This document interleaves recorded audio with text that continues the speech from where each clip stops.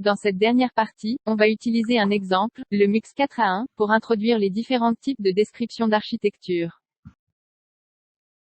Pour la description d'entité MUX 4A1, on a choisi de rassembler les entrées de données en un vecteur, car elles ont toutes le même type. Notez la syntaxe VHDL pour déclarer un vecteur. Une déclaration en 3 down to 0 résulte, lors de la simulation, en une représentation avec les MSB à droite. 0 to 3 donne un MSB à gauche. Une manière de décrire le comportement du multiplexeur, 4A1, est la suivante. Ici, on s'intéresse seulement à ce que la sortie F va prendre comme valeur pour une combinaison donnée, sur l'entrée de sélection S.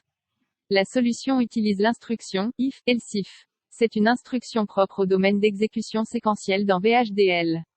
On doit donc l'utiliser dans un process. Les parenthèses devant process constituent la liste de sensibilité. À chaque événement sur l'un des signaux inscrits dans cette liste, le process réévalue son contenu. Pour un circuit séquentiel, les signaux d'horloge et de remise à zéro doivent y figurer. Comme pour le MUX 2A1, la description Dataflow utilise directement l'équation logique, obtenue à partir de la table de vérité.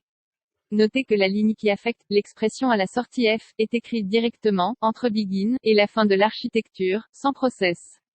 Toutes les affectations écrites de cette manière sont concurrentes, dans ce sens que l'ordre de leur apparence dans cette partie de code n'a aucun effet sur laquelle s'exécute en premier. En fait, elles s'exécutent simultanément. Malgré que c'est une équation simple, sa traduction en VHDL est susceptible d'induire beaucoup d'erreurs, à cause du nombre de parenthèses. C'est pourquoi on se propose d'utiliser la description du MUX 2.1, écrite précédemment, pour concevoir un MUX 4A1. Une manière de construire un MUX 4A1, en utilisant des MUX 2A1, est la suivante. Dans le schéma, T0 et T1 sont des signaux qui servent à interconnecter les sorties des multiplexeurs de la première colonne à l'entrée du MUX de la deuxième. Avec le code VHDL du MUX 2A1, déjà vérifié et compilé, il est possible de l'inclure dans un nouveau code VHDL, sous forme d'un composant. Ceci se fait à travers deux étapes. Premièrement, on doit déclarer ce composant comme component, dans la partie déclarative de l'architecture. C'est-à-dire, entre architecture et begin. Remarquez que, dans la construction component, la liste des pins, portes, est exactement identique à celle, dans l'entité du code VHDL, qu'on veut encapsuler. On déclare aussi tout signal supplémentaire, nécessaire pour interconnecter, les différents composants dans le code. Dans ce cas, on déclare les signaux, T0 et T1, de même type que les pins qu'ils vont lier. Donc, de type STD logic. La deuxième étape est de placer le nombre requis de ces composants et les interconnecter. Cette opération s'appelle l'instanciation. Chaque instance du composant porte alors une étiquette qui lui est propre. Dans notre circuit, on a 3 instances du même composant, MUX 2A1. Labellées chacune par U0, U1 et U2, conformément au schéma précédent. Au cours de l'instanciation, on place le composant et on le lie en même temps à son environnement. Le résultat est un code VHDL qui décrit la structure du circuit à droite. On reconnaît donc ce type de description par la présence des components dans le code. Notez que le code est propre et lisible. On se retrouve avec une entité et 3 architectures. Maintenant, il est nécessaire de faire savoir au compilateur quelle architecture utiliser au moment de la simulation.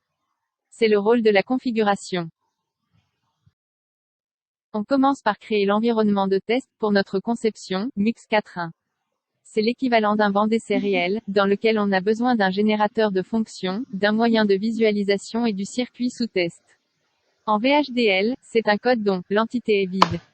Tout se passe dans l'architecture. Vous l'aurez deviné, la description d'architecture du test bench est de type structural. On y déclare et instancie le component du circuit sous test. Dans notre cas le MUX 4.1. Le générateur de stimuli a pour tâche de créer les signaux de test. Ça peut être un process écrit directement, dans le corps de l'architecture, ou un composant, faisant référence à un fichier séparé. Dans ce premier test bench, on a déclaré, et directement instancié le DUT, en précisant la paire entité architecture. Dans l'exemple, c'est l'architecture Dataflow. À chaque fois qu'on veut changer d'architecture, on le fait en changeant son nom dans la ligne d'instanciation. Les signaux P0 et P1 sont les stimuli appliqués au circuit sous test, à travers l'instanciation. Il est aussi possible de faire le pairage entité-architecture dans la configuration. Notons que c'est un concept avancé du langage VHDL. Il a une grande utilité pour la gestion des grandes conceptions et leurs versions. Ici, on ne va présenter que « Comment l'utiliser » pour créer la paire entité architecture. Notez les changements apportés au code. Maintenant, dans le test bench, l'instanciation ne précise pas quelle architecture associée à l'entité MUX4.1. Ceci est plutôt rapporté vers la configuration, où seule la paire entité architecture est définie. À travers ce chapitre, j'ai essayé de résumer les notions de base du langage VHDL. J'ai choisi de suivre l'approche, par exemple. Les constructions du langage vont être acquises à travers des applications. Ici, donc, je n'ai expliqué que la philosophie de description de circuit, par opposition à programmer un circuit.